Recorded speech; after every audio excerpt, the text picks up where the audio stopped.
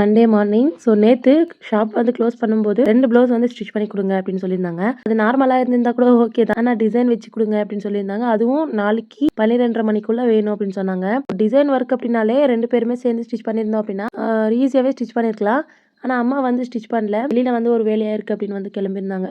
So நானே வந்து morning cutting பண்ணிட்டு ஸ்டிச்சிங் பண்ணிடலாம் அப்படின்னு வந்து கட் பண்ண ஸ்டார்ட் பண்ணிட்டேன். ஸோ ஒரு ப்ளவுஸ் வந்து டிசைன் ப்ளவுஸ், இன்னொரு ப்ளவுஸ் வந்து ஸ்லீவ்ஸ் மட்டும் தான் டிசைன்.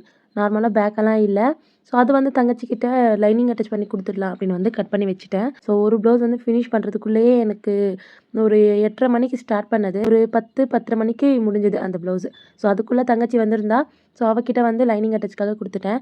ஸோ லாஸ்ட்ல வந்து பார்த்தீங்கன்னா, அவங்க வரவே இல்ல. ஸோ இதுக்கு வந்து நான் சார்ஜ் எவ்வளோ பண்ணியிருக்கேன் அப்படின்னா, ப்ளவுஸ்க்கு 2 ப்ளவுஸ்க்குமே எக்ஸ்ட்ராவா ₹100 சார்ஜ் பண்ணியிருக்கேன். ஏன்னா வந்து எமர்ஜென்சியா எடுத்துட்டு வந்தாங்க அப்படின்னா, ₹100 வந்து எக்ஸ்ட்ரா வந்து சார்ஜ் பண்ணியிருக்கேன். இந்த அமௌண்ட்க்கு இந்த டிசைன்ஸ் வொர்த்தா? இல்லன்னா இந்த டிசைன்க்கு இந்த அமௌண்ட் கரெக்ட்டா இருக்கா? அப்படின்னு கமெண்ட் பண்ணுங்க. நீங்க எவ்வளோ வாங்கியிருப்பீங்க அப்படின்னு சொல்லுங்க. இந்த டிசைன்ஸ் நல்லா இருக்கா அப்படின்னு சொல்லுங்க.